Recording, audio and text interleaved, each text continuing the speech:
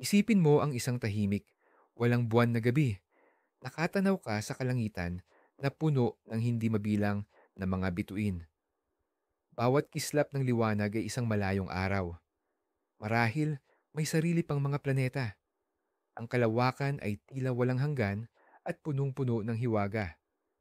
Ngayon, isipin mo naman na isa sa pinakamakapangyarihang teleskopyo na nagawa ng tao ay nakatutok sa isang maliit at karaniwang bahagi lang ng kalangitan.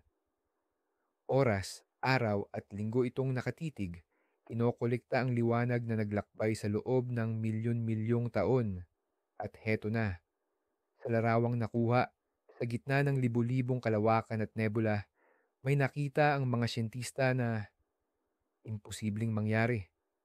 May nakita silang anino, isang perpektong hugis, maitim na anino. Pero ang pinakakakaiba, wala namang anumang bagay doon na pwedeng maging pinagmulan ng anino. Hindi lang ito isang madilim na bahagi. Ito ay isang puwang kung saan dapat mayroong anuman. Ngayon, susuriin natin ang kasaysayan sa likod ng misteryosong litratong ito. Susubukan nating intindihin kung ano ba talaga ang nakita ng teleskopyo at kung bakit ang anino na walang pinagmulan na ito ay naging isa sa pinakamalaking palaisipan sa modernong astrophysics. Humanda sa isang tahimik na paglalakbay patungo sa dulo ng ating nalalamang mundo kung saan ang mga batas ng physics ay humaharap sa mga bagay na hindi maipaliwanag. Para lubos nating maintindihan ang lawak ng misteryong ito, pag-usapan muna natin ang instrumentong nakadiskubre rito. Pinag-uusapan natin ang hypothetical na orbital telescope na tinawag na Mata ng Horizon. Hindi ito ang Hubble o ang James Webb, kundi isang katakata, isang kagamitan ng susunod na henerasyon na ginawa partikular para hanapin ang pinakamahihina at pinakamalayong bagay sa sansinukob. Ang pangunahing salamino nito na binubuo ng daan-daang hexagonal segments ay may diametrong halos 50 metro na nagbibigay kakayahan dito na kunin ang mga photon na naglakbay patungo sa atin mula pa noong simula ng panahon. Gumagana ang teleskopyo sa malawak na saklaw ng spectrum, mula infrared hanggang ultraviolet, na nagbibigay daan dito upang makita ang lagpas sa makakapal na ulap ng alikabok at masuri ang chemical composition ng malalayong bituin. Ang proyektong Deep Field ang pangunahin nitong misyon. Dapat itong nakatutok sa isang bahagi lang ng kalangitan, sa konstelasyong Fornax, sa loob ng ilang buwan upang makalikha ng pinakadetalyadong larawan ng sansinukob sa kasaysayan. Sa gitna ng misyong ito, habang sinusuri ang terabytes ng datos, nadiskubre ng pangkat ni astrophysicist Dr. Evelyn Reed ang anomalya. Hindi lang ito isang lugar na may kaunting bituin. Ito ay isang itim na bahagi na tila sumisipsip o humaharang sa liwanag mula sa mga kalawakan na nasa likod nito. Kilala sa siyensya ang mga ganitong dark spot, pero palagi itong may pinagmulan. Sa kasong ito, wala. Mula noon, nagsimula ang kwento na nagtulak sa mga siyentista na pag-isipang muli ang pundasyon ng ating pag-unawa sa kalawakan. Kaya, ang unang naging reaksyon ng grupo ni Dr. Reed ay inaasahan na may error sa isang komplikadong instrumento na tulad ng mata ng horizon. Ang anumang aberya ay pwedeng magmula kahit saan. Siguro, isa itong patay na pixel, dead pixel, sa malaking matrix ng detektor. O baka naman, may partikulo mula sa kalawakan, high-energy cosmic particle, ang tumama sa sensor sa maling pagkakataon na nagdulot ng pansamantalang pagkaantala. Ang unang ilang linggo ay ginugol sa maingat na pag-inspeksyon ng kagamitan. Ang mga inhinyero sa Earth ay nagsagawa ng daan-daang pagsubok. Sinuri ang telemetriya ng teleskopyo sa bawat sandali ng pagmamasid. Tiningnan nila ang kalibrasyon ng salamin, ang lagay ng cryogenic cooling system at ang operasyon ng software na nagpoproseso ng hilaw na datos. Lahat ng sistema ay gumana ng normal. Walang nakitang anumang paglihis, walang aberya. Sa puntong iyon, ang hinala ay napunta sa image processing artifact. Posibleng nagkaproblema ang mga algorithm na nagtatabas, stitching, sa libu-libong individual na litrato para bumuo ng isang panoramic image at iyon ang lumikha sa itim na batik na ito. Binago ng mga programmer ang bahagi ng code. Gumamit sila ng iba pang paraan ng pagproseso, ngunit nanatili ang anino, hindi nagbago ng hugis o laki. Ito ay isang tunay na bahagi ng datos at hindi lang guni-guni ng makina. A ghost in the machine. Ang yugto ng pagtanggal sa mga teknikal na pagkakamali ay kritikal. Ito ang naghihiwalay sa ordinaryong insidente at sa potensyal na isang malaking pagtuklas. Ang bawat bagong pagsusuri na nagpapatunay na maayos ang teleskopyo ay lalo lang nagpapalakas sa pag-aalinlangan at pagkamangha ng koponan.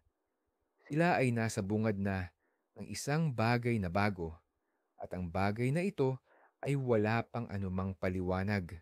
Ang anino ay hindi lang simpleng maitim na batik. Ito ay kumilos na parang perpektong sumisipsip ng liwanag, light absorber. Hinaharangan ang radyasyon mula sa malalayong galaxies na ang liwanag ay makikita lamang sa gilid ng anomalya. Nangangahulugan ito na may isang bagay na pisikal na nakaharang sa pagitan natin at ng mga galaxies na iyon. Ngunit ano? Nang tuluyan ng naalis sa listahan ang mga teknikal na depekto, nagpatuloy ang mga siyentipiko sa paghahanap ng paliwanag sa astronomiya. Ang una at pinaka-obvious na teorya ay ang dark nebula o madilim na ulap. Sa ating galaksiya, ang Milky Way, marami tayong ganyan. Ang mga ito ay dambuhalang ulap na gawa sa napakalamig na molecular dust at gas. Sobrang siksik nito, kaya tuluyan nitong hinaharangan ang liwanag ng mga bituin sa likuran. Sa mga litrato, mukha silang itim na butas sa gitna ng maraming bituin. Ang pinakapamilyar na halimbawa ay ang Coalsack Nebula sa konstelasyong Southern Cross. Kaya ba't baka ang anino na ito ay ganoon din? Agad itinutok ng grupo ang iba pang instrumento ng Eye of the Horizon, partikular na ang infrared sensors nito. Ang punto, kahit na malamig ang dust sa mga ganitong ulap, naglalabas pa rin sila ng bahagyang init sa infrared range. Para itong paghahanap ng itim na pusa sa madilim na silid gamit ang thermal imager. Ngunit nang tingnan nila ang anino gamit ang infrared light, wala silang nakita. Walang-wala. Ganap na zero. Walang radiation. Napakakaiba nito. Ang anumang ulap ng alikabok, kahit ang pinakamalamig, ay dapat na mayroon pa ring kahit kaunting liwanag ng init. Bukod pa rito, masyadong sharp or matatalim ang mga gilid ng anino. Masyadong defined para sa isang ulap ng gas at dust. Karaniwang malabo ang hangganan ng mga nebula o parang fractal, pero ang anomalya na ito ay halos perpektong bilog, tila ginupit gamit ang kompas. Ang perpektong geometriya na ito ay sumasalungat sa magulong katangian ng mga ulap sa pagitan ng mga bituin. Ang teorya ng dark nebula na tila napakaluhikal ay bumagsak sa unang matinding pagsubok, lalong lumalim ang misteryo. Kung hindi ito alikabok at hindi rin gas, ano ang kayang harangin ang liwanag ng perpekto nang hindi nagiiwan ng anuman pangbakas ng presensya nito? Ang sumunod na pinaghihinalaan sa listahan ng mga bagay sa kalawakan ay ang isang black hole. Mas tiyak, isang stellar mass black hole na posibleng dumaan sa ating linya ng paningin. Hindi nakikita ang black hole sa sarili nito, ngunit mayroon itong napakalaking grabidad, gravity, na umaapekto sa espasyo sa paligid. Isa sa mga epekto nito ay ang gravitational lensing. Ang isang napakalaking bagay tulad ng black hole ay nagpapabaluktot sa liwanag mula sa mga kalawakan, galaxies na nasa likuran nito, katulad ng kung paano nililihis ng isang lente ang sinag. Kung ang black hole ay eksaktong nasa pagitan natin at ng isang malaking kalawakan, makikita natin ang kakaibang mga distortion. Ang liwanag mula sa kalawakan ay magiging isang singsing na kilala bilang Einstein ring o kaya'y magiging iilang hiwalay na imahe. Maingat na pinag-aralan ng grupo ni Dr. Read ang liwanag mula sa mga kalawakan na nasa gilid ng misteryosong anino. Hinanap nila ang pinakamaliit na senyalis ng gravitational distortion. Subalit, wala silang nakita. Ang liwanag mula sa mga background galaxies ay nanatiling hindi nagalaw. Basta na lang itong napuputol sa gilid ng anino na tila may naglagay ng isang lubos na itim na kurtina sa kalawakan. Ito ay isang matibay na argumento laban sa hypothesis tungkol sa black hole. Siyempre, maaaring ipagpalagay na ito ay isang black hole na may napakaliit na masngit na hindi makakapagdulot ng kapansin-pansing lensing. Subalit hindi rin ito makakabuo ng ganoong kalaking anino. Nagkaroon ng kontradiksyon. Bukod pa rito, ang mga black hole, kahit ang mga nakahiwalay, ay kadalasang napapalibutan ng accretion disk, material na nahuhulog sa kanila at umiinit sa sobrang taas na temperatura, kaya naglalabas ng X-ray radiation. Ang pag-scan sa lugar gamit ang X-ray ay wala ring napatunayan. Walang anumang sinyalis ng aktibidad. Ang bagay ay tahimik, parehong sa grabidad at sa elektromagnetiko. Nandyan lang ito, hinaharangan ng liwanag, ngunit hindi nagpapakita ng sarili sa ibang paraan. Ito ay tulad ng pagtatangkang ilarawan ang isang multo. Alam mong nariyan, ngunit walang instrumentong makakakita o makakarecord dito. Kaya, ang hypothesis tungkol sa black hole ay isinantabi tulad ng nauna. Ang listahan ng mga karaniwang paliwanag ay unti-unti nang nauubos sa larangan ng siyensya kapag hindi gumagana ang mga karaniwang paliwanag, oras na para mag-isip ng mas matapang o kahit na mas kakaibang mga ideya. Nagsimulang pag-aralan ng grupo ang posibilidad na ang anino, shadow, ay isang bagay na hindi pa natin nasisilayan. Isa sa mga ideyang ito ay ang bagay na gawa sa strange matter or kakaibang materya. Ayon sa ilang theoretical na modelo, sa matinding kondisyon tulad ng loob ng mga neutron star, maaaring matunaw ang mga proton at neutron at maging isang soup ng mga quark. Kung sa soup na ito ay nanaig ang mga tinatawag na strange quarks, maaaring mabuo ang isang matatag na anyo ng materya na kilala bilang strange matter or strangelet.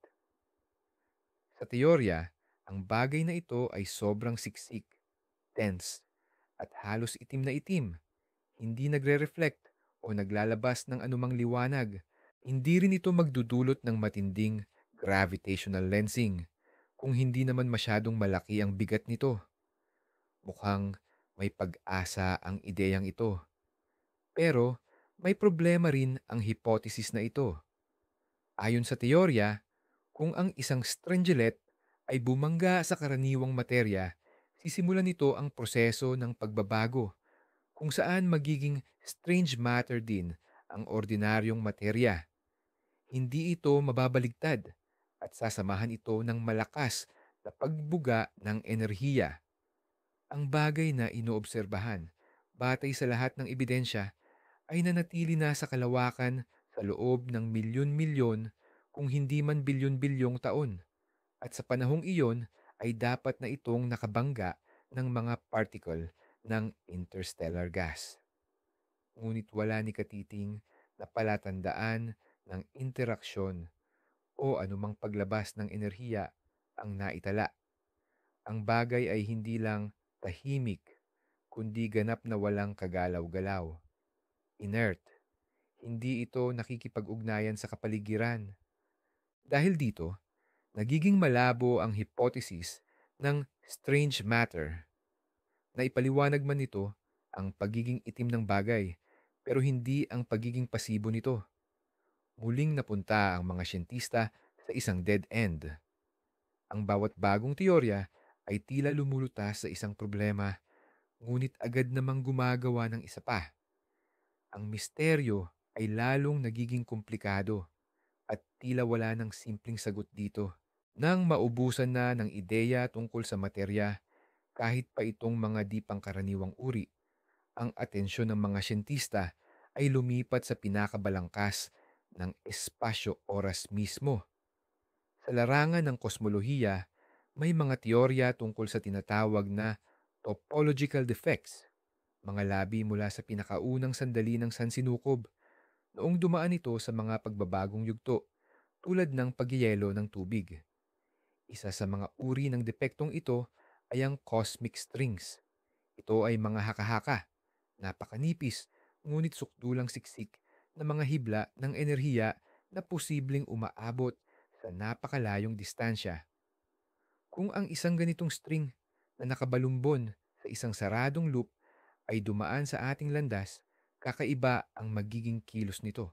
Hindi ito maglalabas o sasakop ng liwanag sa karaniwang paraan, ngunit ang napakalaking density ng enerhiya nito ay lilikha ng matinding puwersa ng grabidad. Ito ay nagbabalik na naman sa problema ng gravitational lensing na wala silang nakita. Gayunpaman, may ilang teorya na nagmumungkahi ng mas komplikadong depekto tulad ng domain walls, mga two-dimensional na balat, o membranes na naghihiwalay sa iba't ibang rehiyon ng vacuum. Ang ganoong pader, kung titingnan natin ng pahalang, ay kayang harangan ang liwanag ng hindi gumagawa ng matitinding epekto ng grabidad sa mga gilid nito. Ito ay isang lubos na haka-haka, nasa pinakadulo ng makabagong teoretikal na pisika. Halos imposibleng patunayan ito. Ito ay mas isang pilosopikal na pag-aaral kaysa sa isang siyentipikong hipotesis. Gayunpaman, ang mismong katotohanan na sineseryoso ng mga siyentista ang ganitong mga ideya ay nagpapakita kung gaano kadipang karaniwan ang kanilang pagtuklas. Handa silang isaalang-alang ang posibilidad na sumilip sila sa likod ng kurtina ng ating nakasanayang realidad at nakita ang isang bagay na hindi umaangkop sa standard model ng kosmolohiya. Marahil, ang anino ay hindi isang bagay sa kalawakan, kundi isang depekto sa espasyo mismo. Ang kaisipang ito ay nakakatakot at kasabay nito ay labis na nakakaakit. Nagbubukas ito ng mga pinto sa isang ganap na bagong pisika. At dito na tayo papasok sa isa sa pinaka-nakakaintrigang hipotesis na posibleng pinakamahalaga sa lahat na lumabas mula sa mga diskusyong ito. Paano kung hindi pala kawalan ng liwanag ang pinag-uusapan natin, kundi kawalan ng iba pang bagay? Paano kung ito ay isang anino sa larangan ng dark matter? Balikan natin sandali kung ano ang dark matter. Ito ang misteryosong substansya na pinaniniwalaang bumubuo sa humigit kumulang 27% ng mass energy ng universo. Hindi natin ito nakikita. Hindi ito naglalabas. Hindi sumisipsip. At hindi nagre-reflect ng liwanag. Ang pag-iral nito ay nalalaman lang natin dahil sa epekto ng gravity nito sa nakikitang materya, sa mga bituin at mga galaksya. Ngayon, isipin natin, paano kung hindi pala ganap na homogeneous ang dark matter? Paano kung, tulad ng ordinaryong materya, mayroon itong mga kumpol, clumps, at sa kabilang banda ay may mga bakanting espasyo, voids? Paano kung ang anino na nakikita natin ay hindi isang bagay na humaharang sa liwanag, kundi isang uri ng bula o butas sa distribusyon ng dark matter? Ang butas na ito ay magkakaroon ng mas kaunting gravity kumpara sa paligid nito. Ang liwanag mula sa malalayong galaksya, kapag dumaan sa gilid ng butas na ito, ay hindi hahatakin, kundi para bang itutulak, isang epekto na tinatawag na negative gravitational lensing. Ito ang magiging dahilan kaya lilitaw na mas madilim ang lugar na iyon dahil ang liwanag ay nakakalat palayo sa atin.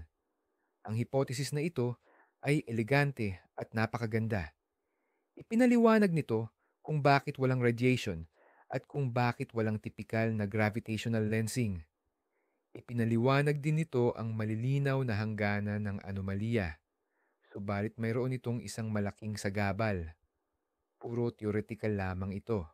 Hanggang ngayon ay hindi pa rin natin alam kung ano mismo ang bumubuo sa dark matter at lalong hindi natin alam kung maaari ba itong bumuo ng matitibay na bula na tulad nito.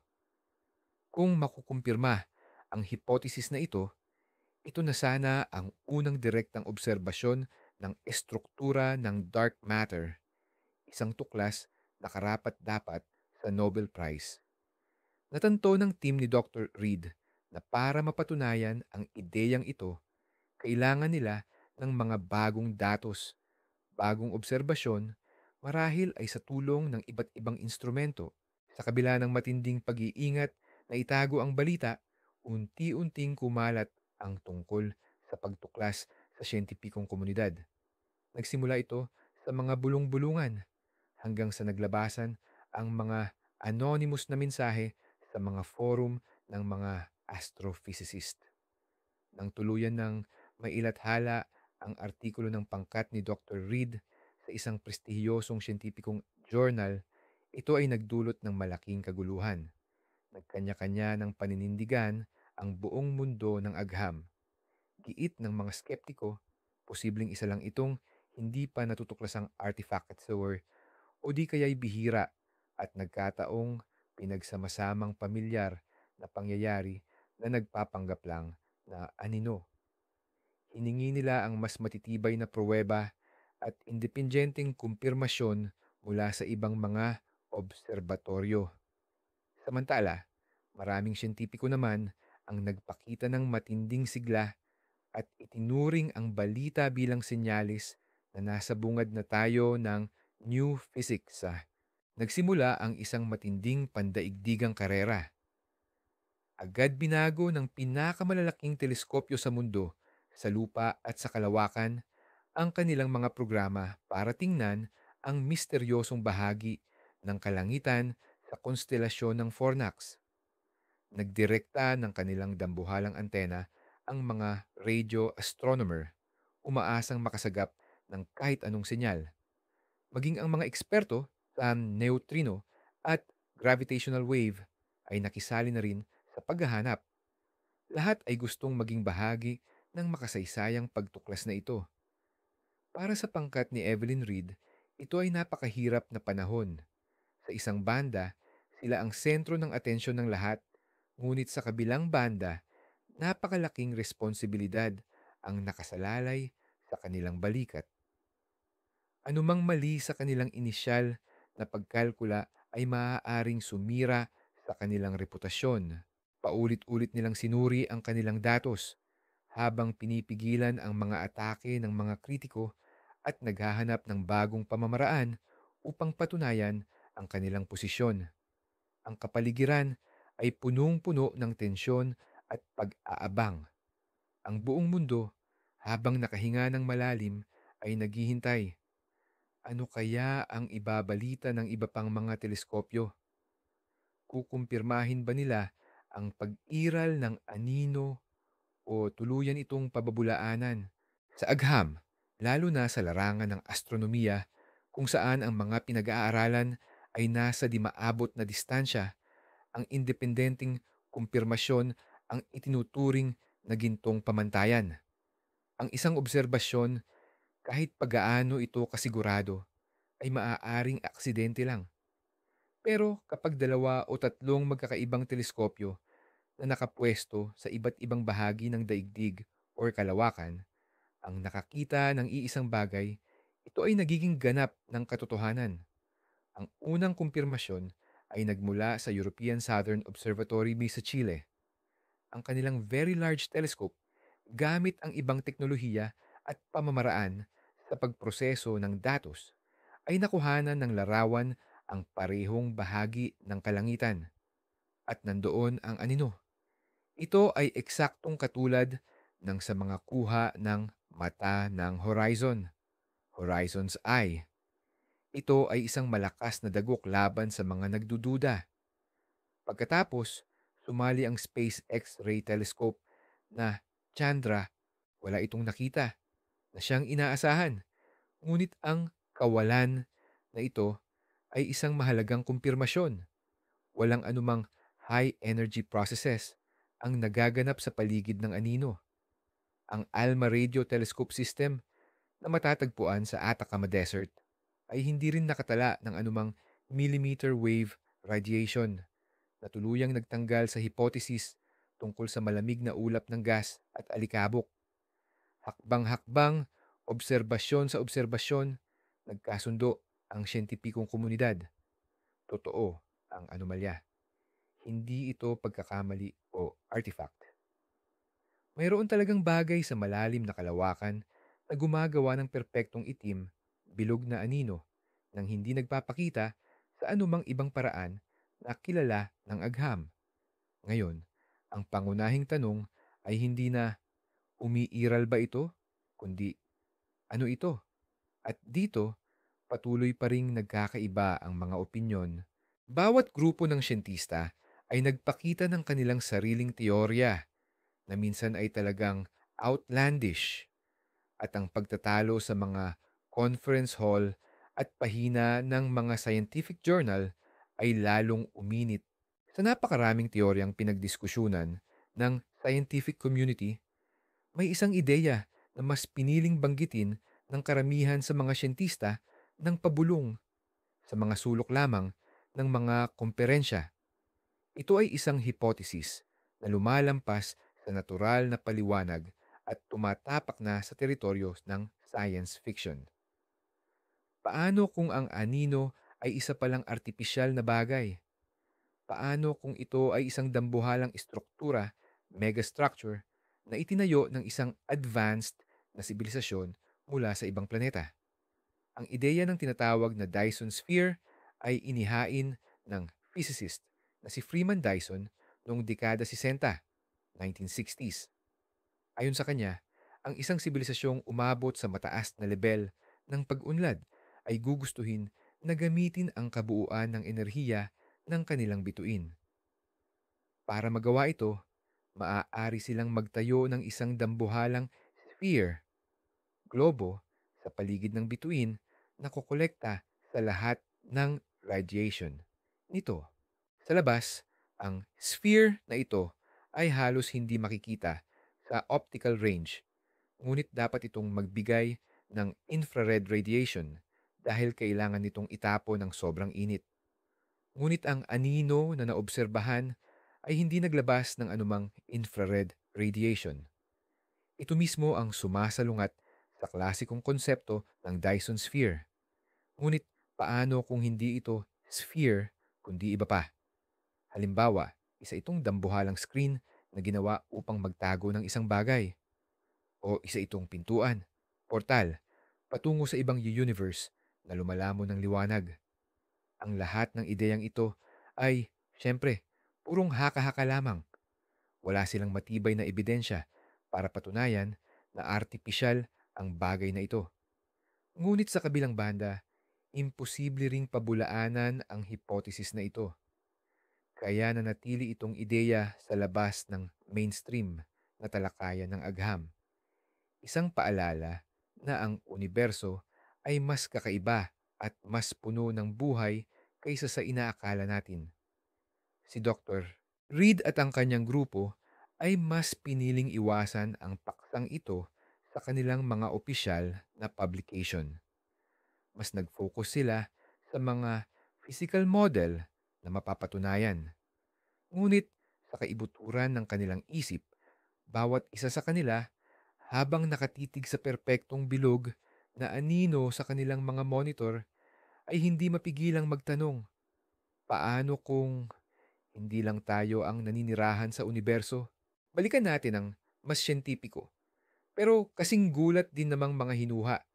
Ang isa sa mga ito ay kaugnay ng string theory at ng ideya ng pagkakaroon ng karagdagang mga dimensyon. Ayon sa teoryang ito, ang universo natin ay hindi pa lahat ng umiiral.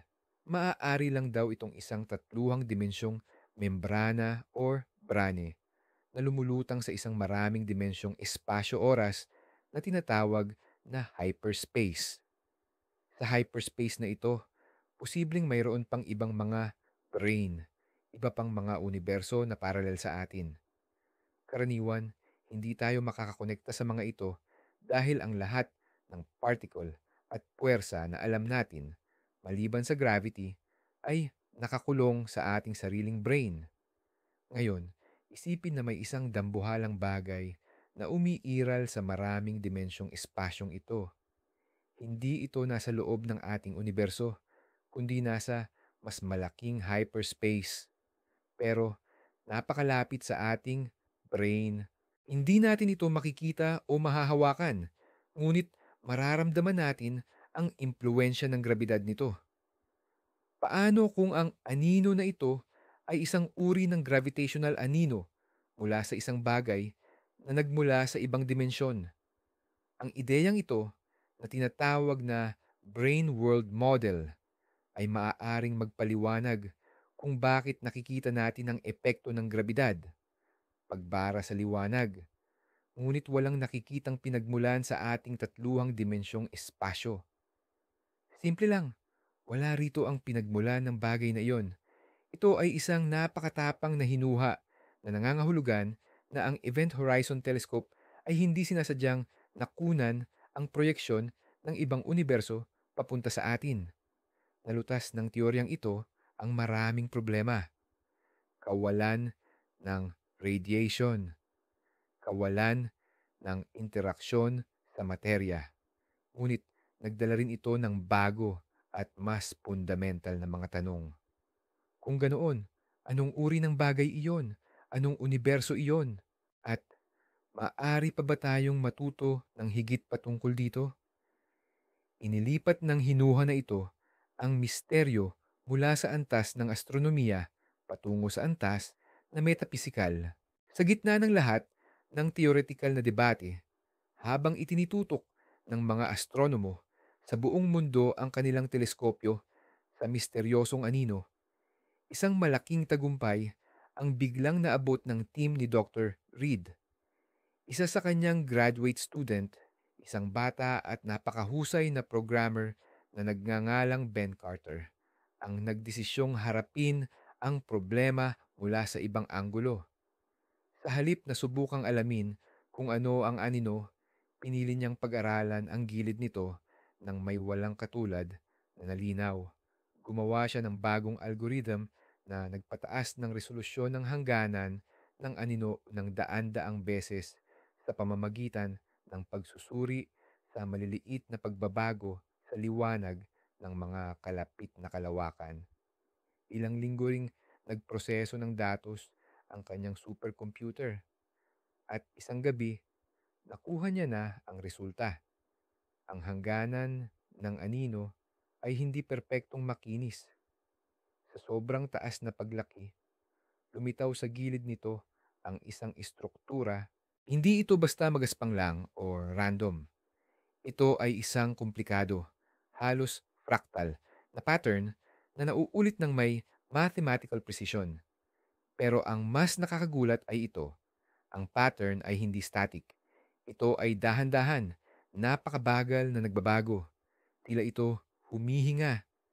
Napakaliit ng bilis ng pagbabagong ito. Inaabot ng ilang buwan ang isang cycle, kaya hindi ito napansin ng kahit sino noon. Binago ng pagtuklas na ito ang lahat. Ang tila ba static at patay na anino ay Isa palang dynamic at buhay na bagay. Ibig sabihin, ano man ito, mayroon itong panloob na istruktura at sumasailalim sa iba't ibang proseso. Agad na inalis ng diskubring ito ang maraming hinuha o hypothesis. Ang isang topological defect o isang butas sa dark matter ay hindi posibleng magpakita ng ganito kakomplikado at regular na dinamika. Sa kabilang banda, maaari rin itong kumpirmasyon sa hinuha na gawa ito ng tao. Posibleng ito ay mga technological processes na nangyayari sa ibabaw ng isang megastructure.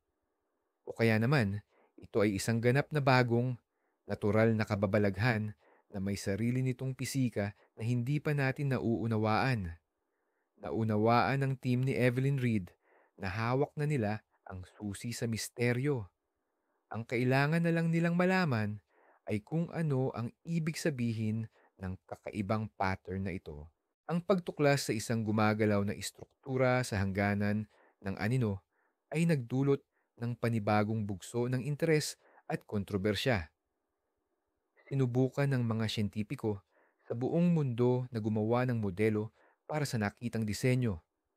Nagtayo ang mga theoretical physicist ng napakakomplikadong mathematical models, sinisikap kopyahin ang paghinga na ito ng anino.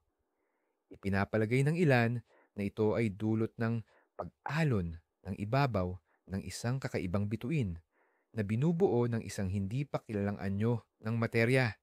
Ang iba naman ay naniniwalang may kaugnayan ito sa proseso ng pagwasak ng dark matter sa hangganan ng bubble na ito. Si Ben Carter, ang mismong graduate student na nakakita ng pattern, ay nagpatuloy sa kanyang pag-aaral. Sinubukan niyang humanap ng isang nakatagong kaayusan, isang signal, sa loob ng komplikadong istrukturang ito. Ginamit niya sa datos ang mga teknik ng cryptoanalysis, ang ginagamit sa pag-decode ng mga lihim na mensahe. Naghahanap siya ng mga paulit-ulit na sequence, mga mathematical regularity, anumang bagay na magtuturo na hindi aksidente ang pattern na ito. At mayroon siyang nakita sa kaibuturan ng fractal noise na ito ay nakatago ang isang simple at paulit-ulit na sequence. Ito ay isang serye ng mga pulso na magkakasunod na sumusunod sa ayos ng prime numbers. 2, 3, 5, 7, 11, at iba pa. Hindi ito maaaring nagkataon lang. Ang kalikasan ay mahilig sa symmetry at fractals, ngunit bihirang gumamit ito ng prime numbers. Ito ay isang malinaw na senyales na gawa ito ng may isip artificial. Ito ay isang signal. May isang tao o isang bagay na nagtatago sa likod ng aninong iyon na nagpapadala ng pinakasimple at pinaka-universal na mensahe na maiisip. Isang mensahe na makikilala ng anumang sibilisasyong may sapat na kaalaman sa matematika. Hindi lang ito simpleng pagtuklas. Ito ang first contact. Biglang bumagsak ang katotohanan sa buong team, parang isang malaking avalanche. Sa loob ng maraming taon, naghanap sila ng extraterrestrial life, nakikinig sa radio signals gamit ang Project SETI. Ngayon, natagpuan nila ito sa lugar na hindi nila inaasahan, sa anyo ng isang anino sa isang litrato ng malalim na kalawakan. Ang sandaling lumabas sa monitor ang sunod-sunod na prime numbers. Permanenteng binago nito ang buhay ng lahat ng taong nasa silid na iyon. Ang una nilang matinding pagkabigla ay napalitan ng matinding kagalakan. Ngunit pagkatapos ay sinundan ito ng mabigat na responsibilidad. Hawak nila, marahil, ang pinakamahalagang kaalaman sa kasaysayan ng sangkatauhan. Ano ang susunod na hakbang? Sasabihin ba nila ito sa mundo? Maaari itong magdulot ng hindi inaasahang reaksyon, mula sa malawakang paghanga hanggang sa matinding takot at gulo.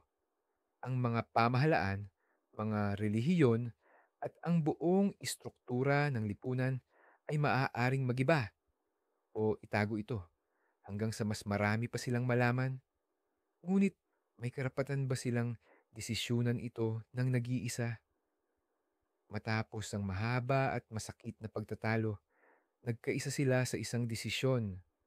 Kailangan muna nilang magsagawa ng triple check. Ang mga datos ay lihim na ipinadala sa tatlong independenteng grupo ng mga cryptographer at mathematician na nagkunwaring ito ay pag-aanalisa lamang ng ilang datos pangheolohiya. Lahat ng tatlong grupo nang hindi nagkakausap ay nagbigay ng iisang konklusyon. Ang pagkakasunod-sunod ay hindi nagkataon lamang. May posibilidad na ang 99.9% na ito ay isang artipisyal na signal na nakabatay sa mga prime numbers. Wala nang matitirang pagdududa. Kasabay nito, kinuuntak ni Evelyn Reed ang pamunuan ng kanyang organisasyon at sa huli, ang mga kinatawan ng mga pandaigdigang pamahalaan. Isang lihim na internasyonal na komisyon ang agad na binuo upang tugunan ang isyong ito. Mga siyentipiko, politiko, militar, pilosopo, at maging mga teologo ay nagtipon upang pagdesisyunan ang magiging kapalaran ng kaalamang ito. Wala pang alam ang mundo, ngunit sa likod ng mga saradong pinto, nakasalalay na ang kanilang kinabukasan. Ang sangkatauhan ay hindi na nag-iisa sa universo, ngunit hindi pa nila ito lubos na naiintindihan. Habang nag-uusap ang mga politiko at militar tungkol sa posibleng mga epekto at panganib, tuloy pa rin sa pagtatrabaho ang mga siyentista.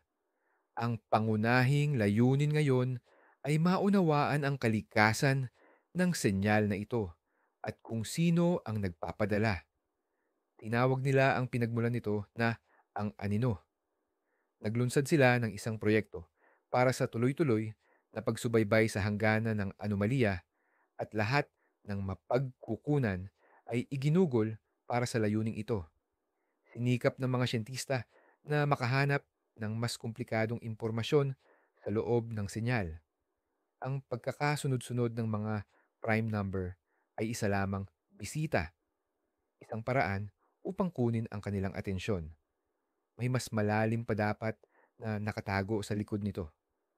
Gamit ang mas sopistikadong mga pamamaraan ng pagsusuri, natuklasan nila ang pangalawa at mas komplikadong sapin ng impormasyon na naka-encode sa pinakamaliit na pagbabago sa intensity at polarization ng liwanag sa hangganan ng anino.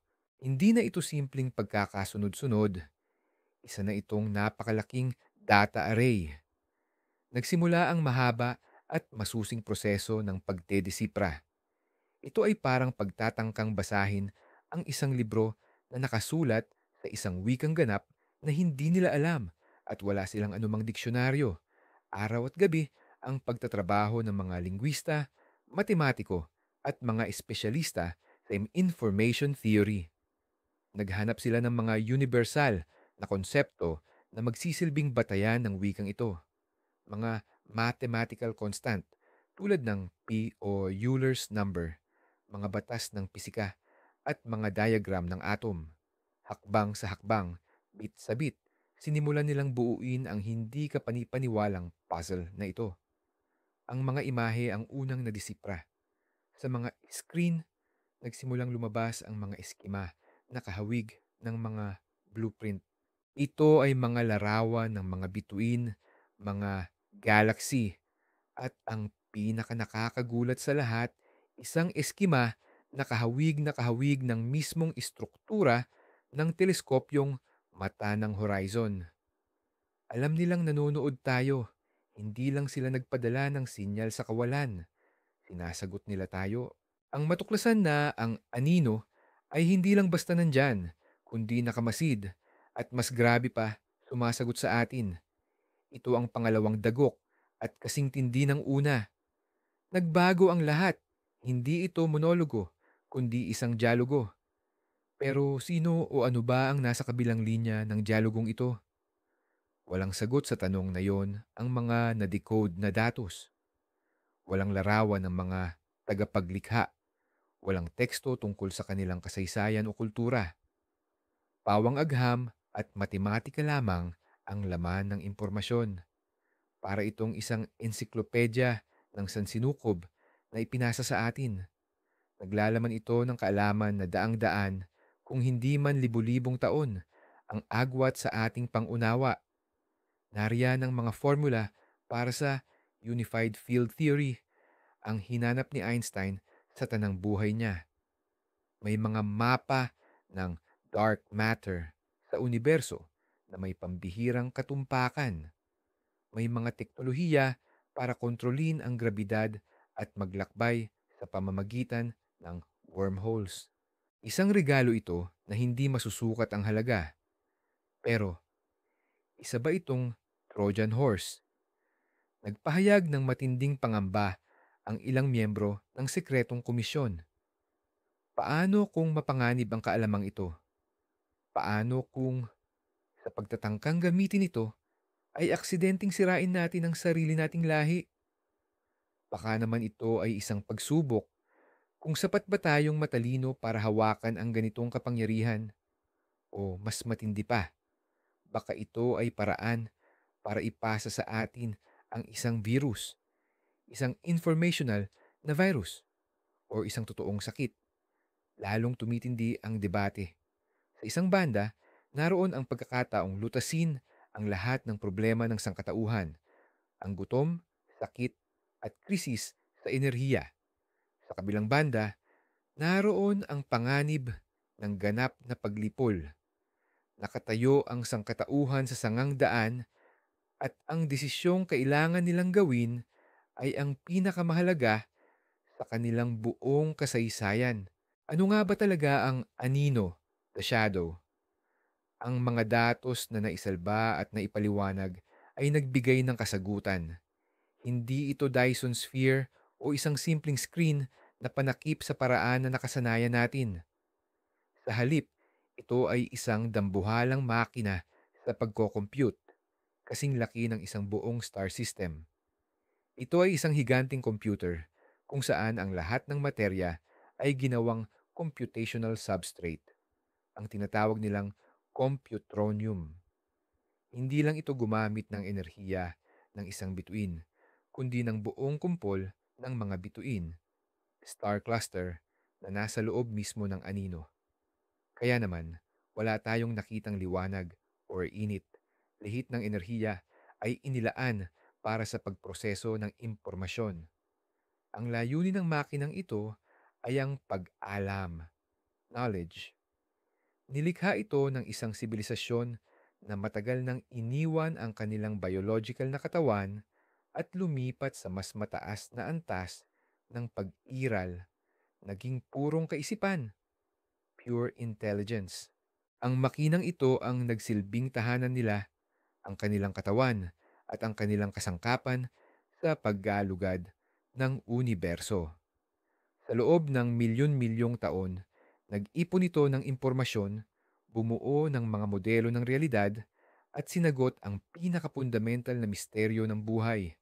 At ngayon, natuklasan tayo nito, isang batang sibilisasyon, maingay, magulo, na nasa isang maliit na planeta sa tabi ng isang karaniwang bituin.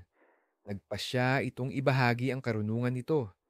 Hindi ito maituturing na kilos ng altruismo sa paraan na naiintindihan nating mga tao. Sa halip, ito ay parang isang siyentipiko na nagbabahagi ng kanyang mga tuklas sa isang kasamahan. Nakita nila sa atin ang potensyal, ang kislap ng talino, at nagpasya silang tulungan tayong gawin ang susunod na hakbang sa ebolusyon. Ang anino ay hindi lamang isang bagay, ito ay isang kaisipan, matanda, makapangyarihan, at lubos na hindi maabot ng ating pangunawa. Ang mga ipinasa o nakuhang kaalaman ay hinati sa iba't ibang antas. Ang unang antas ay naglalaman ng fundamental na pisika at matematika. Ito ay itinuturing na medyo ligtas at maaaring ilathala ng walang matinding panganib.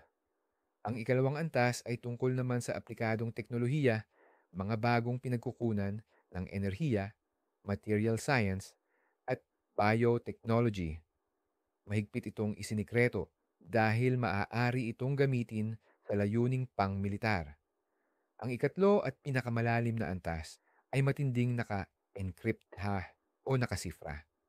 Ipinapalagay ng mga siyentista na ito'y naglalaman ng impormasyon tungkol mismo sa mga tagapaglikha, sa kanilang filosofiya, o marahil maging sa iba pang sibilisasyon sa universo. O kaya naman, maaari itong may mga teknolohiyang kayang sumira sa mga bituin at kalawakan. Mahigpit na ipinagbawal ang pag-access sa antas na ito hanggang sa magkaroon ng espesyal na utos. Nagsimula na ang isang tahimik na rebolusyong pang-agham sa ilalim ng pangangasiwa ng isang internasyonal na komisyon. Nagtayo ng mga lihim na institusyong pananaliksik sa iba't ibang panig ng mundo. Ang mga pinakamahuhusay na isip sa planeta ay nagsimulang magtrabaho sa paglalapat ng mga bagong kaalamang ito. Ang mga unang resulta ay nakamamangha. Nakagawa ng prototipo ng cold fusion na thermonuclear reactor na kayang magbigay ng sapat na enerhiya sa isang buong lungsod gamit lamang ang ordinaryong tubig.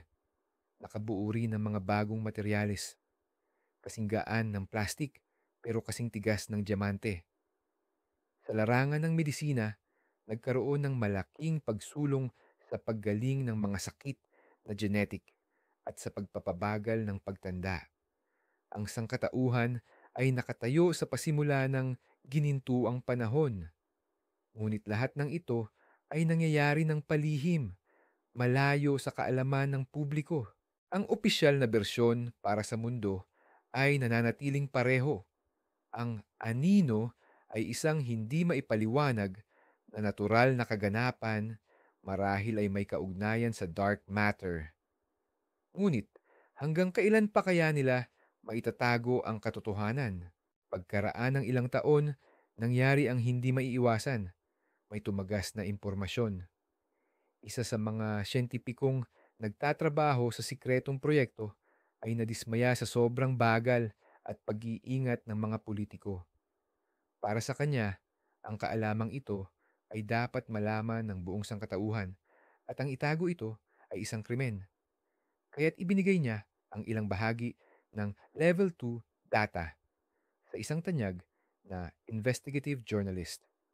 Ang paglalathala ng mga materyal na ito ay nagdulot ng epektong lumampas sa lahat ng pinakamatapang na inaasahan. Nagulantang ang mundo. Sa simula, puro kawalan ng tiwala at akusasyon ng pandaraya ang narinig. Ngunit nang kinumpirma ng mga independenteng eksperto ang pagiging totoo ng datos at nang naglabas pa ng mga gumaganang prototype ang ilang korporasyon batay sa impormasyong ito, imposibleng itanggi ang katotohanan. Ang reaksyon ng lipunan ay naging marahas at puno ng pagkakasalungatan. Ang ilan ay nasasabik at umaasa para sa isang magandang kinabukasan. Ang iba naman ay nakaramdam ng matinding takot sa hindi batid. Takot na parang isang nakakalason na regalo. Ang mga organisasyong panrelihiyon ay dumanas ng matinding krisis. Ang mga teorya ng konspirasyon ay dumami ng parang kabute pagkatapos ng ulan. May mga nagsabing ito ay panluloko ng mga gobyerno upang magtatag ng bagong kaayusan sa mundo. Ang iba naman ay naniniwalang ito ang simula ng isang alien invasion. Nagsimula ang kaguluhan kasabay ng mga krisis sa ekonomiya. Gumuho ang mga lumang alyansa at may nabuong bago. Hindi pala handa ang sangkatauhan para sa ganitong uri ng regalo. Ang katotohanan ay hindi nagpalaya sa kanila, bagkus ay nagdala ng matinding kaguluhan. Ang panahong ito, nakalaunan ay tatawaging ang dakilang pagkagulo, the Great Upheaval, ang naging pinakamahirap na pagsubok sa kasaysayan ng sibilisasyon. Maliwanag na ang pinakamabigat na hamon ay hindi ang pagkakaroon ng kaalaman, kundi ang tamang paggamit at pamamahala nito.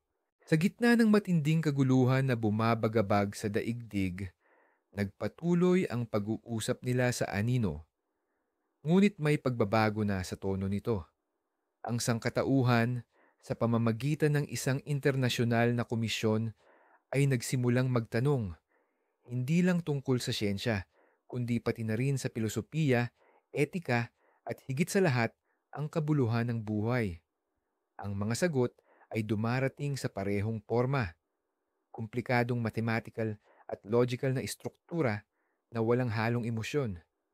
Ang anino ay hindi nagbibigay ng payo o nagdidikta ng sarili nitong pananaw. Nagbibigay lamang ito ng impormasyon, nagmumodelo ng posibleng mga sitwasyon at ipinapakita ang mga kahihinatnan ng bawat desisyon. Hindi ito isang guro, kundi isang instrumento. Napakalakas, ngunit walang kinikilingan. Mula sa mga sagot na ito, nagsimulang mabuo ang isang malinaw na larawan ng kanilang kasaysayan. Ang sibilisasyong lumikha sa anino ay dumaan din sa katulad na krisis bilyon-bilyong taon na ang nakalipas.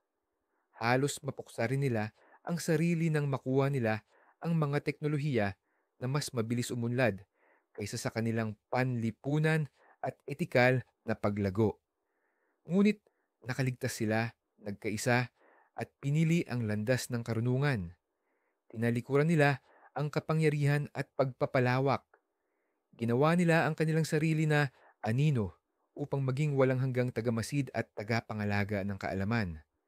Hindi sila nakikialam sa pag-unlad ng ibang sibilisasyon, ngunit kung may nakikita silang potensyal, binibigyan nila ito ng pagkakataon, isang tulak, tulad ng ginawa nila sa sangkatauhan. Naniniwala sila na ang bawat matalinong lahi ay dapat tahakin ang sarili nilang daan, gumawa ng sarili nilang pagkakamali at hanapin ang sarili nilang mga sagot. Hindi sila mga Diyos. Sila ay mga hardinero na nagtatanim ng binhi sa iba't ibang sulok ng universo at naghihintay kung alin ang sisibol. Ang krisis sa daigdig, tulad ng isang matinding bagyo, ay dahan-dahang humupa dahil nahaharap sa posibilidad ng ganap na pagwasak sa sarili, nakahanap ang sangkatauhan ng lakas upang huminto. Ang mga bagong teknolohiya na sa simula ay nagdulot ng alitan ay unti-unting nagbunga ng kabutihan, nalutas ng murang enerhiya ang problema sa gutom at kahirapan. Tinalo naman ng makabagong teknolohiya sa medisina ang karamihan sa mga sakit. Ang banta ng pandaigdigang digmaan ay tuluyang nawala nang maging malinaw na sa bagong antas ng teknolohiya ang anumang digmaan ay magiging huli na. Nagsimula ang mabagal at mahirap na proseso ng pagtatatag ng bagong lipunan, isang pandaigdigang sibilisasyong nakabatay hindi sa kompetisyon kundi sa pagtutulungan.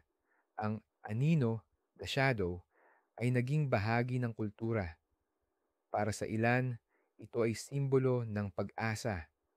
Para sa iba, ito ay isang walang hanggang paalala ng ating responsibilidad. Ang pag-aaral ng mga senyalis nito ang naging pangunahing misyon ng siyensya. Ang paglalakbay sa ibang bituin na dati ay pangarap lamang ay naging katotohanan. Nagsimula ang sangkatauhan na lumabas sa kalawakan, ngunit hindi na bilang mananakop, kundi bilang mananaliksik, bilang isang mag-aaral. Sila ay sumapit sa hustong gulang. Ang misteryo na nagsimula sa isang maliit na itim na tuldok sa isang larawang astronomiko ay humantong sa pagbabago ng sangkatauhan, sa isang bagong yugto ng ebolusyon nito. Pinilit tayo nitong tumingin hindi lamang sa mga bituin, kundi pati na rin sa ating sarili. Kaya, balikan natin ang pinakasimula. Sa sandaling unang nasilayan ng isang astronomo ang kakaibang anomalya na ito sa kanyang screen. Ano kaya ito? May sira ba ang kagamitan? Isang dark nebula? Or baka black hole? Pero, tulad ng nakikita natin, ang katotohanan ay naging mas kakaiba at mas kahanga-hanga kaysa sa inakala. Bagamat katang-isip lamang ang kwentong ito, nagpapakita ito ng napakahalagang prinsipyo sa siyentipikong pag-aaral. Bawat bagong misteryo, bawat anomalya na hindi umaayon sa kasalukuyang teorya, hindi iyon problema, kundi isang oportunidad. Ito ay bintana patungo sa isang bago at hindi pa natutuklasang daigdig. Ang kasaysayan ng agham ay punong-puno ng ganitong mga halimbawa. Ang pagkatuklas sa X-rays, radioactivity, at cosmic background radiation. Lahat ng ito ay nagsimula sa mga obserbasyon na sumasalungat sa pangkalahatang paniniwala. Ang mga astronomo na tumitingin sa kanilang mga teleskopyo ay ginagawa rin ang parehong bagay. Hinahanap nila sa katahimikan ng kalawakan ang mga anomalya o anino na maaaring maging susi sa susunod na rebolusyong siyentipiko. Bawat bagong pagtuklas ay isa pang hakbang sa walang katapusang paglalakbay upang maunawaan ang universo at ang ating pwesto rito. At sino ang nakakaalam? Marahil, sa mismong sandaling ito, may isang totoong teleskopyo na nakatutok sa isang madilim na sulok ng kalangitan at may naitatala itong bagay na magbabago ng tuluyan sa ating kinabukasan. Kung iisipin natin ang kwentong ito, mapapaisip tayo tungkol sa tunay na kalikasan ng unang pakikipag-ugnayan.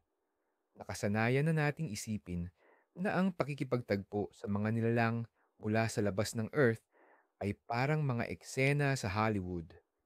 Mayroong mga flying saucer, mga maliit na berdeng tao, at mga Star Wars. Pero paano kung iba pala ang tunay na contact? Paano kung ito ay tahimik, hindi napapansin, halos pang-akademiko? Paano kung ang unang balita mula sa ibang sibilisasyon ay hindi dumating bilang radio signal, kundi sa anyo ng kakaibang gravity field, kakaibang kemikal na komposisyon ng isang bituin o kaya'y ng ganitong uri ng misteryosong anino? Ang universo ay nagsasalita gamit ang wika ng pisika at matematika. At marahil sa wikang ito magaganap ang unang dialogo. Ang isang sibilisasyon na kayang gumawa ng mga megastructure ay malamang na napakalayo na sa atin kaya't halos imposible ang direktang pakikipag-usap. Ang kanilang kaisipan, ang kanilang motibasyon, ang kanilang pagtingin sa sarili, maaaring banyaga ang lahat ng iyan para sa atin. Ang pagpapasa ng mga batayang kaalaman ang marahil ang tanging universal na paraan ng komunikasyon na maiintindihan ng anumang sibilisasyong may mataas na teknolohiya. Parang nag-iwan ka lang ng aklat-aralin sa kagubatan para sa isang tribo na hindi mo na makikita kailanman. Ang kwento ng Anino Lasa Shadow ay isang pagmumuni-muni na dapat ay hindi natin hanapin ang mga kapatid na may talino na katulad natin. Sa halip, dapat tayong maghanap ng mga gurong hindi natin lubos na maintindihan, pero ang mga aral nila ay maaari nating pag-aralang unawain. Ang kwentong ito ay naghahatid din ng isang mahalagang pilosopikal na tanong tungkol sa kaalaman at responsibilidad. Ipagpalagay nating nagkaroon ka ng akses sa ganap at lubos na kaalaman. Ano ang gagawin mo rito? Gagamitin mo ba ito para sa sarili mong kapakinabangan? O ibabahagi mo ito sa buong mundo kahit na alam mong maaari itong magdulot ng matinding gulo? O itatago mo na lang dahil sa tingin mo ay hindi pa handa ang sangkatauhan? Hindi ito simpleng tanong lamang.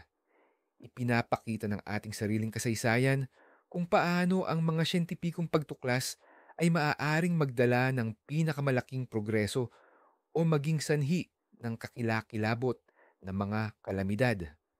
Ang pagtuklas sa paghahati ng atom or nuclear fission ay nagbigay sa atin ng parehong enerhiyang atomiko at sandatang nuklear.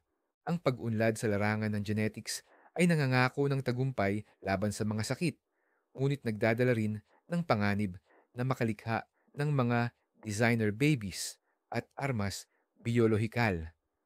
Ang bawat bagong kaalaman ay isang bagong pagsubok para sa ating karunungan at moralidad. Ang sibilisasyon ng mga anino sa ating kwento ay gumawa ng sarili nilang desisyon. Ibinigay nila ang kaalaman, ngunit hindi sila nakialam sa kung paano natin ito gagamitin. Binigyan nila tayo ng pagkakataong umangat o bumagsak, at marahil iyan ang pangunahing aral. Ang tunay na pag-unlad ay hindi lamang teknolohikal na progreso, kundi ang paglaguri ng ating kakayahang pangasiwaan ang kapangyarihan na hatid ng progresong ito. Kung wala ang karunungang iyon, ang lahat ng kaalaman, kahit pa ang pinakadakila, ay maaaring maging isang sumpa. Mag-iiba muna tayo ng paksa, iwanan muna natin ang mga pandaigdigang isyu at bumalik tayo sa mundo ng astronomiya. Mayroon nga bang mga posibleng anino sa kalawakan? Siyempre, wala tayong direktang katulad nito. Pero may mga bagay na hanggang ngayon ay nagpapakamot pa rin ng ulo ng mga siyentista. Halimbawa, ang bituin ni Tabby's star, or KPI's 810 or 8462852. Ang bituing ito ay nagpapakita ng kakaiba at pabagubagong pagbaba ng liwanag na hindi maipaliwanag ng simpleng presensya ng planeta o ng anumang kilalang proseso ng bituin. Isa sa pinaka-eksklusibo at kakaibang hinuha ay ang paniniwalang may kumpol ng alien megastructures o higanting struktura ng mga dayuhan na umiikot dito. Bagamat mas gusto ng karamihan sa mga siyentista ang mas natural na paliwanag tulad ng ulap ng mga kometa, hindi pa rin ganap na nalulutas ang misteryo ng bituin ni Tabi. Isa pang halimbawa ay ang tinatawag na super voids o kawalan. Ito ay dambuhalang rehiyon sa universo na halos walang mga kalawakan o galaxy. Ang ilan sa mga ito, gaya ng Eridanus Void, ay napakalaki at napakawalang laman, kaya't hindi ito ganap na umaayon sa standard na modelo ng kosmolohiya. Siyempre, hindi ito anino sa paraan ng ating paglalarawan, ngunit isa rin itong anomalya. Ipinahihiwatig nito na ang ating pag-unawa sa malakihang istruktura ng universo ay posibleng hindi pa kumpleto. Ang bawat kakaibang pangyayari o anomalya ay isang palatandaan, isang sinulid na kapag hinatak natin ay maaari tayong magkaroon ng napakaraming bagong kaalaman. Isipin muna natin, kahit sandali lang, na talagang mayroong ganyang anino na umiiral. Paano kaya nito babaguhin ang ating araw-araw na buhay, ang ating pananaw sa mundo? Sa simula, marahil, wala. Para sa marami, mananatili itong isa lamang balita mula sa mundo ng siyensya, malayo at hindi konkreto. Ngunit, sa paglipas ng panahon, habang unti-unting pumapasok sa ating buhay, ang mga bagong kaalaman at teknolohiya, magiging permanenteng pagbabago ito. Isipin mo ang isang mundong walang sakit, walang kahirapan, na may halos walang katapusang malinis na enerhiya. Isang mundo kung saan ang paglalakbay sa kalawakan ay naging pang-araw-araw na lang. Babaguhin nito hindi lamang ang ating ekonomiya at politika, kundi pati na rin ang ating kaisipan. Ano na ang gagawin ng isang taong hindi na kailangang makipaglaban para mabuhay? Ano ang hahanapin niya? Marahil, mas gugugulin natin ang oras sa sining, siyensya at personal na pag-unlad. O, sa kabilang banda, baka malunod tayo sa katamaran at sa mga virtual na mundo. Ang pakikipag-ugnayan sa isang mas mataas na karunungan ay maaaring maging mitsa, parehong sa dakilang pag-usbong at sa matinding paghina ng ating espiritu. Ito ay isang pagpiling patungkol sa ating pag-iral na kailangan nating harapin, bawat isa sa atin. Ang presensya ng anino sa kalangitan ay magiging walang hanggang paalala na hindi tayo ang dulo ng ebolusyon, kundi isa lamang sa mga yugto nito. Isa pang nakakaintriga sa istoryang ito ay ang ginampanan ng iisang tao, si Ben Carter, isang grad student. Ang kanyang di pangkaraniwang paraan, ang desisyon niyang tingnan ang datos mula sa ibang anggulo, ang siyang nagdulot ng malaking breakthrough. Ito ay isang karaniwang tema sa kasaysayan ng agham. Ang mga dakilang pagtuklas ay hindi laging nagmumula sa mga ubaning propesor na nakaupo sa malalaking opisina. Kadalasan, ito ay nagagawa ng mga bata, matatapang na isip na hindi binabagabag ng mga dogma at autoridad. Si Einstein ay simpleng clerk lamang sa isang patent bureau noong isulat niya ang kanyang mga revolusyonaryong pag-aaral. Si Jocelyn Bell na nakatuklas sa mga pulsar ay isa ring grad student. Ang istoryang ito ay paalala na sa siyensya, hindi lang ang lakas ng mga kagamitan ang mahalaga, kundi pati na rin ang bago at sariwang pananaw. Minsan, para makita ang hindi nakikita ng iba, kailangan mo lang magtanong ng tamang katanungan o gumamit ng kakaibang pamamaraan. At marahil, ang susi sa pinakadakilang misteryo ng universo ay nakalagay lang sa raw data ng isang teleskopyo at naghihintay lang ng sarili nitong Ben Carter na makakakita rito. Ang agham ay hindi lang kaalaman. Ito rin ay imahinasyon, intuwisyon, at lakas ng loob na sumalungat sa agos. Ang mga katangiang ito ang nagtutulak sa progreso mula sa isang nalutas na misteryo patungo sa kasunod pa. Pag-isipan natin ang sukatan ng panahon. Ang anino sa ating kwento ay nag-iral na sa loob ng milyon-milyon kung hindi man bilyon-bilyong taon. Nasaksihan nito ang pagbuo at paglaho ng mga bituin, ang pagsilang at pagguho ng mga kabihasnan. Para sa kanya, ang buong kasaysayan ng sangkatauhan ay isa lamang kislap mata, isang munting frame sa malawak na cosmic chronicle. Nakakatulong ito upang tingnan natin ang ating sariling mga problema at tagumpay sa tamang perspektiba. Ang mga bagay na sa tingin natin ay walang hanggan at hindi matitinag, ang ating mga bansa, kultura at mga hidwaan ay isa lamang maliliit na alon sa karagatan mula sa pananaw ng kalawakan. Ang pag-unawa sa kalakhan ng panahong ito ay maaaring nakakatakot, ngunit kasabay nito ay nagpapalaya. Ipinapakita nito kung gaano tayo kaliit at kawalang halaga. Ngunit sa kabilang banda, idinidiin nito ang halaga ng ating napakaikling sandali ng pag-iral. Tayo ang bahagi ng universo na nagkaroon ng kakayahang pagmasdan ang sarili, magtanong, at maghanap ng mga sagot. Kahit na umiiral lamang tayo sa maikling sandali, sa munting pagkakataong ito, kaya nating damhin ang kawalang hanggan sa pamamagitan ng kaalaman. At marahil, iyan mismo ang ating pangunahing misyon. Pinili ng kabihasnan ng anino ang sarili nitong landas, ang maging walang hanggang kamalayan.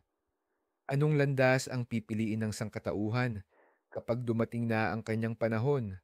Ang hinaharap lamang ang makakapagsabi.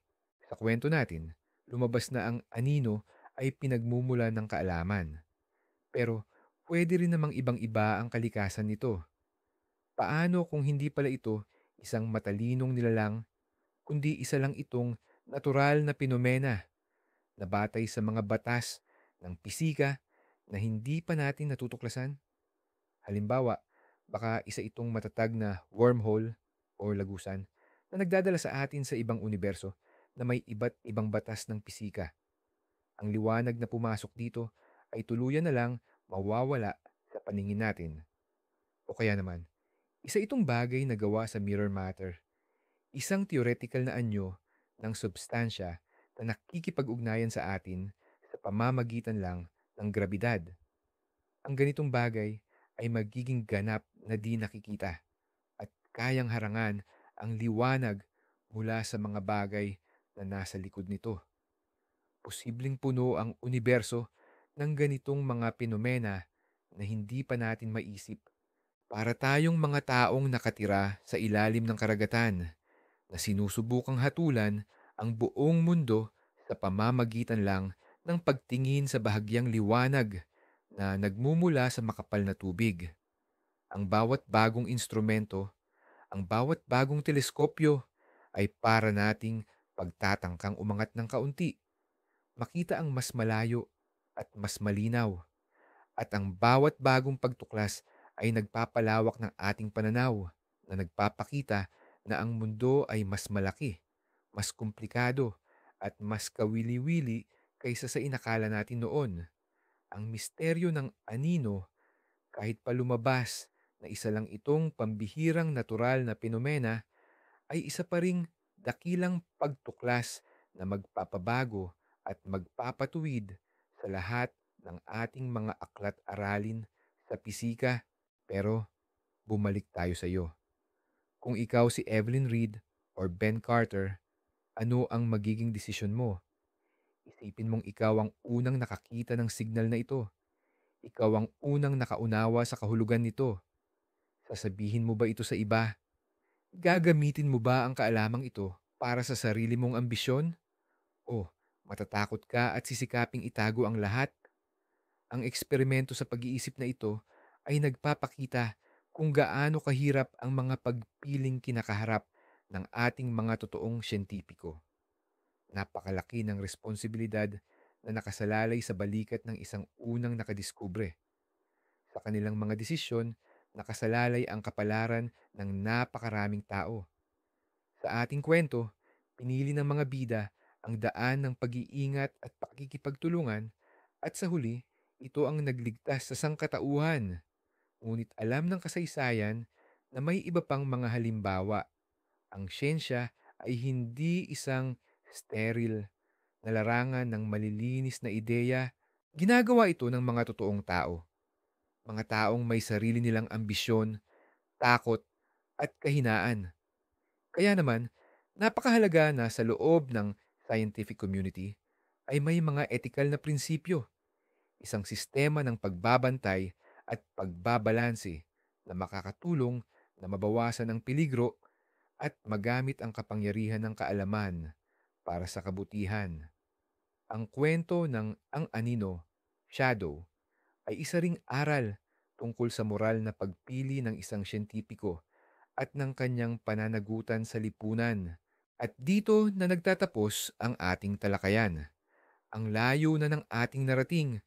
Nagsimula tayo sa isang simpleng madilim na batik sa larawan at nauwi sa pagmumuni-muni tungkol sa kapalaran ng sibilisasyon. Napakaraming teorya ang ating tinalakay, mula sa pinakasimple hanggang sa pinakakahanga-hanga. Nakita natin kung paanong ang isang misteryo lamang ay pwedeng maging susi or katalista sa hindi kapanipaniwalang pag-unlad ng agham at lipunan. Ang kwentong ito ay, siyempre, katang-isip lamang.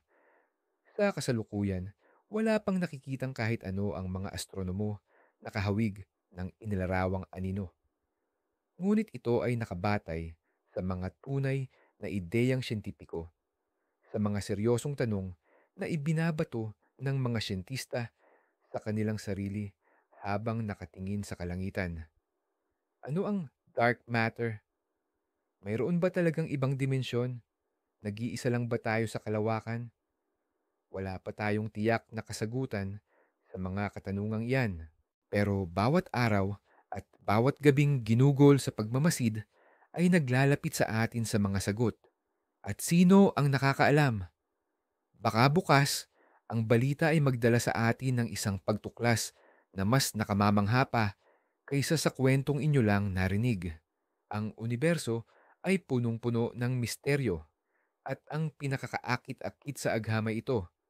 Sa likod ng bawat nabibigyang solusyon na palaisipan, mayroon palaging nagtatago na bago.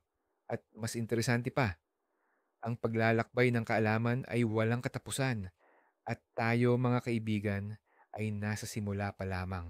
Ano nga ba talaga ito? Isang aninong ubod ng itim na walang pinanggalingan. Hindi pala ito kawalan, kundi isang presensya, isang matandang isip na napakalakas na ginawa ang isang buong star cluster upang maging isang dambuhalang computer. Ang pagtuklas na nagsimula bilang isang palaisipan sa astronomy ay naging first contact at ang pinakamalaking pagsubok sa kasaysayan ng sangkatauhan. Hindi lang ito isang katotohanang pang-agham, ito ay sabay na regalo at sumpa, mga kaalaman, na kayang itaas ang ating sibilisasyon patungo sa mga bituin or itapon tayo sa kaguluhan. Ipinapakita ng kwentong ito na ang mga pinakakamanghamanghang pagtuklas ay matatagpuan sa pinakamaliit na detalye, sa mga anomalya na una nating inaakala na pagkakamali lang. Nagpapaalala ito na ang universo ay mas kakaiba, mas komplikado, at mas kahanga-hanga kaysa sa kaya nating isipin. At ang pangunahing tanong na inihaharap nito sa atin ay hindi, tayo ba ay nag-iisa? Kundi, handa na ba tayo na hindi na maging nag-iisa? Salamat sa pagsama sa akin sa paglalakbay na ito sa misteryo ng kalawakan. Sana ay naging payapa at kawili-wili ang inyong paglalakbay. Huwag kalimutang mag-subscribe sa channel para hindi mapalampas ang mga bagong sleep lectures. Mag-iwan ng like kung nagustuhan ninyo ang kwentong ito. At sa comments, isulat ninyo, sa tingin ninyo, ano pa ang nakatago sa pinakamadilim na sulok ng ating universo? Magandang gabi at punong-puno ng malinaw na panaginip